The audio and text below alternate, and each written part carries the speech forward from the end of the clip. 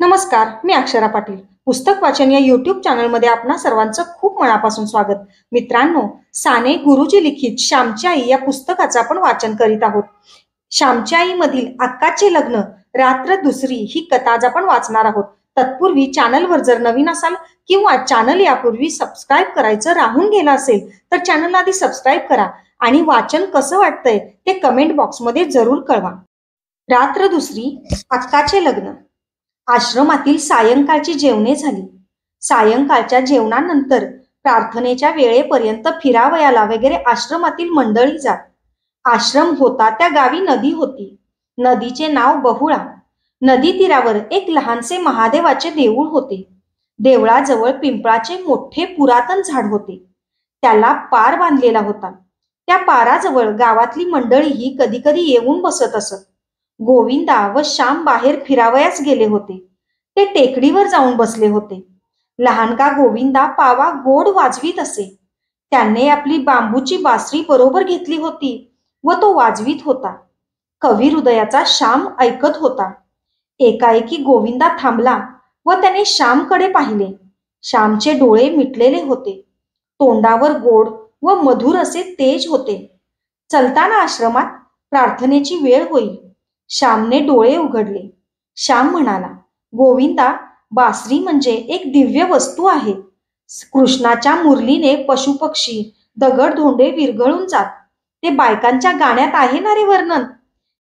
यमुनाबाई वाहे स्थिर, नादे लुब्ध समीर रे, हालविना तरुवर पुष्प फळ पानरे, गोपीनाथ आले आले सावरुनिया काम रे, वृंदावनी वाजविशी वेणू जरा थांब रे.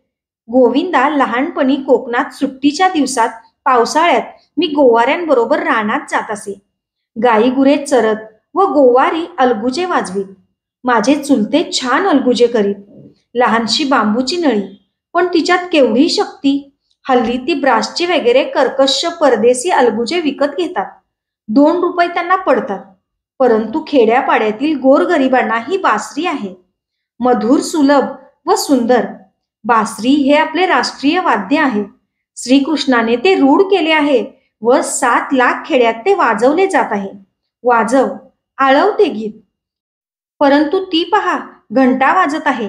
प्रार्थनेस चला, गोविंदा म्हणाला. हो चला. काय रे गोविंदा, काल मी बराच वेळ सांगत बसलो का? परंतु थोडी आईची पूर्वकथा सांगितली पाहिजे होती. आज लवकर आठवेन, श्याम म्हणाला. काल 10-12 मिनिटेच तुम्ही सांगत होता. उगीच आखडते नका घेऊ. मधून मधून निरनिराळे विचार व कल्पना येतात. त्यात आमचा फायदा असतो. तो वेळ व्यर्थ का जातो? गोविंदा म्हणाला. बोलत बोलत दोघे आश्रमात आले. गच्चीवर प्रार्थनेची तयारी झाली. सारे जमले. गावातीलही काही मंडळी आली होती. घंटा वाजली. प्रार्थना सुरू झाली. स्थिरावला समाधीत स्थित प्रज्ञ कसा असे वगैरे गीताईतील स्थितप्रज्ञाच्या लक्षणांची प्रार्थना सुरू झाली. ही प्रार्थना आता राष्ट्रीय प्रार्थनाच जणू झाली. प्रार्थना संपताच श्यामच्या गोष्टीसाठी मंडळी अधीर झाली. श्यामने गोष्टी सुरुवात केली. माझ्या आईचे प्रेम आम्हा सर्व भावंडात आमच्या बहिणीवर जरा जास्त होते. माझी बहीण जणू आईचीच प्रतिमूर्ती होती. आम्ही तिला अक्का म्हणतो. माझी अक्का दया व क्षमा, कष्ट व सोशिकता यांची मूर्ती आहे. तिला सासरी प्रथम सासूरवास झाला, परंतु माहेरी तिने कधी सांगितले नाही. तिने स्वतःच्या मुलास एक चापटही मारली नाही.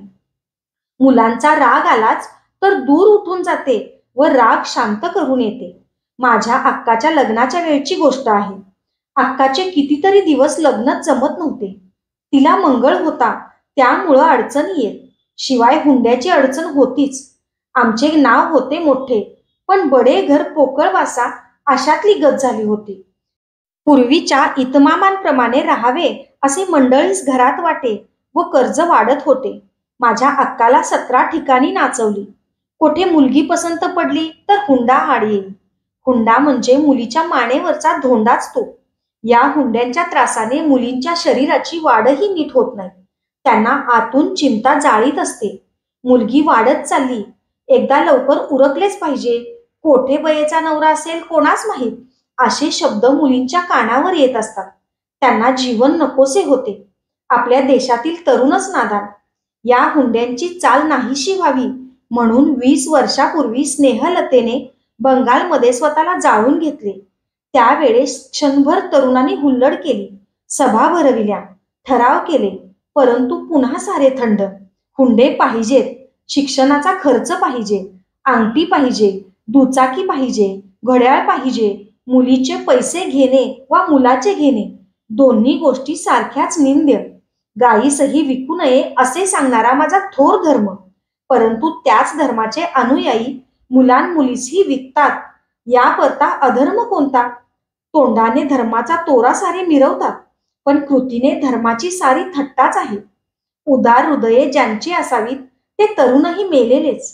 निंद्य गोष्टींबद्दल बंड उभारण्याचे जोपर्यंत धैर्य होत नाही तोपर्यंत काही नाही. आपल्या बहिणींच्या जीवनात कोंडमारा करणाऱ्या रूढी व चाली ज्यांना टाकवत नाहीत त्यांना स्वातंत्र्य प्रिय आहे हे मी कसे म्हणू? असे जगाने कसे म्हणावे? परंतु जाऊ दे, मी भावनाभरात कोठेतरी वाहत चाललो. तुम्ही भलतीकडे वाहत चालले तरी आम्हाला मधच मिळणार. आडरानात शिरलात तरी फुलेच दाखविणार. तुम्ही बोलत राहिलेत म्हणजे पुंगी ऐकून नाक डोलतो तसा आमचा अंतरात्मा डोलू लागतो. नामदेव म्हणाला, तुमचे काहीही असो ते गोड लागते. तुम्हीच ना ती शाहूनगरवासी नाटक मंडळीतील प्रख्यात नट गणपतराव यांची गोष्ट सांगितली होती. हॅम्लेटचे नाटक जाहीर केलेले असावे, परंतु गणपतराव रंगभूमीवर येऊन तुकाराम नाटकातीलच बोलू लागत. प्रेक्षक म्हणत तेच चालू राहू दे. गणपतरावांचे सारेच छान, तसेच तुमचे. तुम्ही गोष्ट सांगा वा प्रवचन द्या, आम्हाला आनंदच आहे. गोविंदा म्हणाला. मग अक्काच्या लग्नाचे काय झाले? रामने विचारले. श्याम म्हणाला, रामची आपली मुद्द्याशी गाठ. बरे तर ऐका. पुष्कळसे हिंडल्या फिरल्यावर जमले एकदाचे लग्न. लग्न रत्नागिरीस व्हावयाचे होते. आम्हा सर्वांस पालगडहून रत्नागिरीस जावयाचे होते. मी तेव्हा 6-7 वर्षाचा असेल. मला फारसे आठवत नाही, परंतु आईच तो प्रसंग सांगत असे. मला तो खवळलेला समुद्र, त्या बैलगाडा, ते सारे आठवत आहे. गावातील व घरची 50 पाऊणशे मंडळी निघाली. बरोबर गडी माणसे होती. बैलगाड्या हरणे बंदराला लागल्या. त्यावेळेस बोटीची फार वाईट स्थिती होती. हारणेला धक्का नव्हता.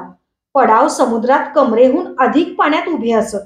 तांडेराच्या खांद्यावर बसून त्या पडावात जाऊन बसावयाचे. नंतर ते पडाव बोटीजवळ जावयाचे. हरणे बंदर जरा त्रासाचे होते, तरी देखील देखावा फार सुंदर आहे. हरणेचे पूर्वीचे नाव सुवर्णदुर्ग. हरणेच्या किल्ल्याच्या ओव्या बायका रूढ आहेत. हरणेच्या किल्ल्यावरी तोफा मारिल्या दुहेरी, चंद्र काढीला बाहेरी इंग्रजांनी. चंद्रसेन राजाला इंग्रजांनी बाहेर काढला असेही ओवी सांगते. हरणेच्या समुद्र तीरावर नारळीची घनदाट वने आहेत. समोरच उचंबळणारा सागर पाहून ही माडाची झाडे आपल्या माना सारख्या नाचवीत असतात. समुद्राची गंभीर गर्जना 6-6 कोस ऐकू जाते. हरणेला दीपगृह आहे. उंच टेकडीवर लाल फिरता दिवा आहे. येथे खडक आहे अशी सूचना न बोलता तो गलबतास देत असतो. संतही असेच उंच जीवनावर उभे राहून जगाला मुकेपणाने मार्गदर्शन करीत असतात. संत हे भवसागरातील दीपस्तंभच. संत कृपेचे हे दीप करीती साधका निष्पाप. अशा अभंगाचा चरण जमलेल्या गावातील मंडळींपैकी एकाने म्हटला. खेडेगावातील वारकरी वगैरेंच्या तोंडी कितीतरी अभंग, ओव्या वगैरे असत. त्यांना जितकं पाठांतर असते तेवढे आम्हा सुशिक्षितांस नसते. सुशिक्षितांस इंग्रजी कवी माहीत असतात, त्यांची वचने पाठ असतात, परंतु ज्ञानोबा तुकाराम यांची त्यांना आठवण नसते. श्याम म्हणाला, तो लाल दिवा रात्री किती सुंदर दिसतो. रात्री आकाशात चंद्र असावा, समुद्राला प्रेमाची भरती येत असावी. त्यावेळी समुद्राच्या वक्षस्थळावर शेकडो चांद नाचताना दिसतात. आपल्या गोजीरवाण्या गोऱ्या गोमट्या मुलाचे शेकडो फोटो समुद्र काढून घेत आहे असे वाटते. समुद्राचा का चंद्र मुलगा? एका लहान मुलाने विचारले. हो, समुद्र मंथनाच्या वेळेस तो 14 रत्नांबरोबर बाहेर पडला अशी कथा आहे, परभारे नामदेवाने उत्तर दिले. श्याम वर्णनाच्या भरात होता. आपल्या मुलाच्या अंगाखांद्यावर घालण्यासाठी समुद्राने दागदागिने आणले आहेत की काय असेही मनात येते, किंवा चंद्रच शेकडो रुपये घेऊन खाली लाटांशी खेळण्यासाठी उतरला आहे असे वाटते. सारी मौज असते. वारे वाहत असतात, नारळी डौलत असतात, लाटा उसळ असतात, दीप चमकत असतो, चंद्र मिरवत असतो आणि पडाव भरत असतो. तांडेल व खलाशी यांची आरडाओरड चाललेली असते. कोणाचे सामान राहून जाते, कोणाचे बदलते, कोणाचे हरवते, कोणाला पडाव लागतो, कोणाला उलटी येते, ती एखाद्याच्या अंगावर होते, मग तो उसळतो. हिंदुस्थानातील सारी अव्यवस्था, सारा गोंधळ, सारा उदासीनपणा, सारी सहानुभूती शून्यता तेथे दिसून येते. आम्ही पडावात बसलो. पडाव चालू झाले. वल्लवणारे वल्ली मारू लागले. चुबुक चुबुक पाणी वाजत होते. वाऱ्यामुळे लाटांचे तुषार अंगावर उडत होते.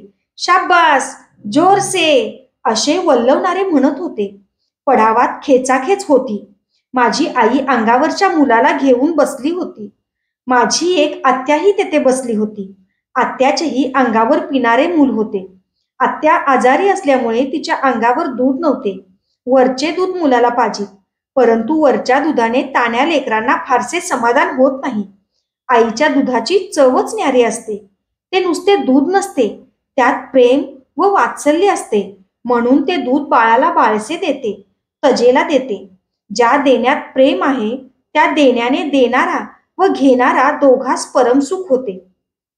किनाऱ्याजवळील बैलगाड्यांच्या बैलांच्या गळ्यातील घंटांचा आवाज दुरून कानावर येत होता. बंदरावरचे दिवे अंधुक दिसत होते. बोट दूर दिसावयास लागली होती. तिचा वरचा दिवा दिसू लागला होता. तरी बोट बंदरात येऊन तिला पडाव लागावयास अर्धा तास लागला असता. अरे चावतोस काय? काय आहे पहिला त्यात?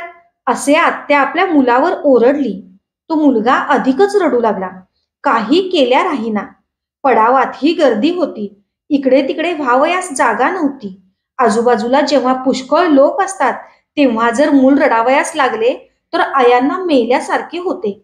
आपल्या मुलाने हसावे व खेळावे, सर्वांनी त्याचे कौतुक करावे, त्याला घ्यावे, नाचवावे, मुके घ्यावे, यात आयांना परमानंद असतो. ते पाहून कृतार्थ वाटते. परंतु मूल जर रडू लागले तर मात्र फजिती. हसऱ्या मुलाला सारे घेतात, रडणाऱ्याला कोण घेणार?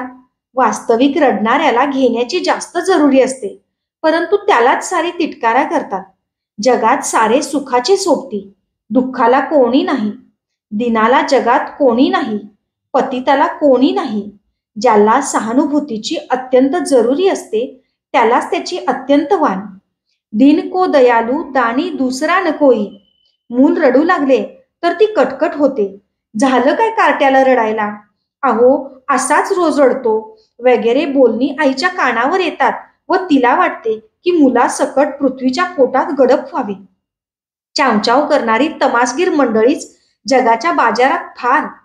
माझ्या आत्याला त्यावेळेस तसेच झाले. मूल तर राहीना. माझी आई जवळच होती. माझ्या आईने आपल्या मुलास गड्याजवळ दिले व ती आत्याला म्हणाली, वंस माझ्याजवळ द्या त्याला, मी त्याला घेते हो. आईने प्रेमाने आत्याच्या मुलाला घेतले व त्याला पाजले. तो बाळ पोटभर माझ्या आईच्या अंगावर प्यायला, हसू खेळू लागला. आई त्या लग्नात स्वतःच्या मुलास ही रडवी, परंतु वंसनच्या मुलाला अगोदर शांत करी. मुलांना काय, गोड दूध आईचे मिळाले की राजेच ते. आत्याचे मूल रडू लागताच आईने घ्यावे, पाजावे. आईने कधी कुरकुर केली नाही. उलट तिला त्यात परमधन्यता वाटे, परम सुख व समाधान वाटे. माझी आई ती गोष्ट एखाद्या वेळेस सांगे व म्हणे, श्याम, अरे जवळ असेल ते दुसऱ्यास द्यावे, दुसऱ्याचे अश्रू थांबवावे, त्याला हसवावे, सुखवावे. या आनंदासारखा आनंद नाही. स्वतःच्या मुलाचे श्याम कोणीही कोडकौतुक करील, परंतु दुसऱ्याच्या मुलाचेही करील, तितक्याच प्रेमाने करील, तोच थोर. धन्यवाद.